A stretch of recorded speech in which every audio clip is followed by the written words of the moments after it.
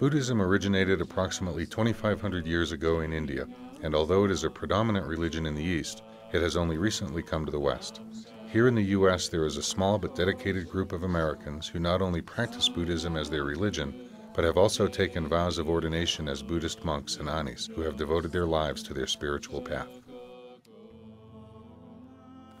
My name is Ani Lucia, and I'm a Buddhist nun in the tradition that comes from Tibet. The nuns in Tibet are called Anis, and that word means auntie. And it's an endearing term that they use towards the nuns there in Tibet.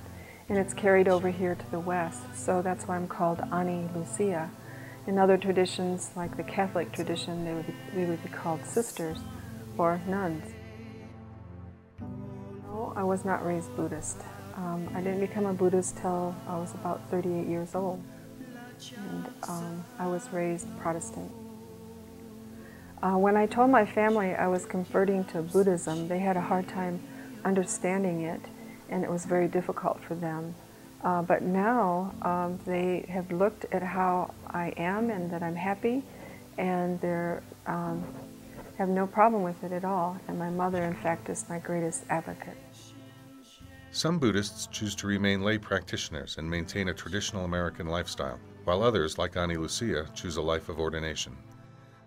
Although Buddhism has flourished in Eastern societies, here in the West it is a challenge for the ordained to remain true to their vows in such a materialistic culture.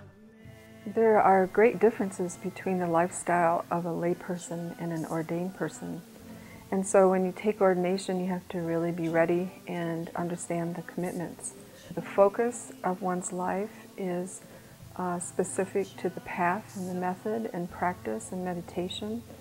And even though a layperson can also have that kind of lifestyle, they also have worldly focus where they have families and they have different activities that are quite different than than an ordained person.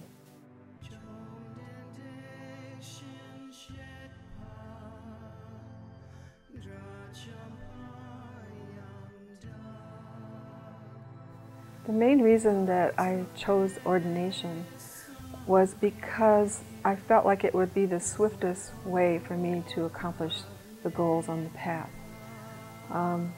The level of renunciation that's required for ordination is quite extreme. We refrain from drinking alcohol, we wear certain clothing, cut our hair very short, and the different vows like that have to do with attachment and clinging.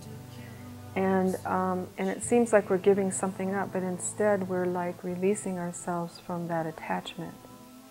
And for the particular condition of my mind and the attachments that I had, I felt it would be the best way to approach the path, the swiftest way, and the one that would bring the greatest benefit, not only to myself, but hopefully to others.